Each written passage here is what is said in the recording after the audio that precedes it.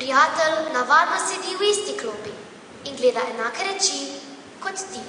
Prijatelj se nikoli ne zmoti in ne reče besede, ki boli. Prijatelj je tisti, ki čaka, ko vse drugo zbeži. Prijatelj je tisti, ki nikoli na tebi ne preizkuša pesti.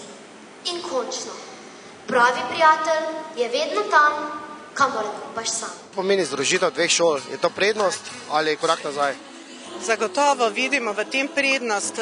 Nekako ocenjujem, da nam je bila priložnost dana in smo jo znali izkoristiti. Prednost vidim v tem, ker so učenci na boljših pogojih, imajo boljše pogoje za delo, športni objekti, učilnice so boljše opremljene.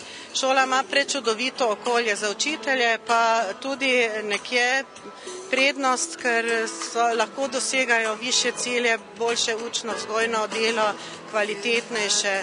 Tako da vidim veliko prednost v eni taki združitvi. Nam se je pač pokazalo kot pozitivno, kot dobro. Kaj pa nostalgija za osnovno šolo Ivan Cankar?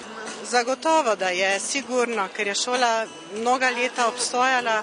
Ampak moram reči, da imam občutek, da so se učenci dobro živeli pri nas na šoli in tudi kolektiv. Mi smo bili lani avgusta na dvodnevnem izobraževanju na Rogli in moram reči, da zelo dobro sodelujemo.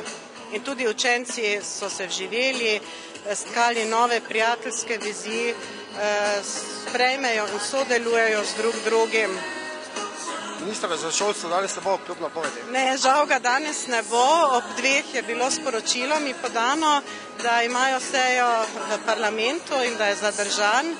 Pride pa direktor direktorata za vrtce in osnovno šolstvo. Nekoč sem obiskovala osnovno šolo Ivana Cankarja Maribor. V osnovno šolo sem hodil v Tomšičevem drevoredu pod Kostanji, Franz Rozman stane, ampak vedno sem videl za deklet iz Ivana Cankarja. Pa nisi nič rekel. Kaj pomeni to vrsto združevanja osnovnih šol? Bomo pričali tudi v prihodnosti takšnim združevanjem?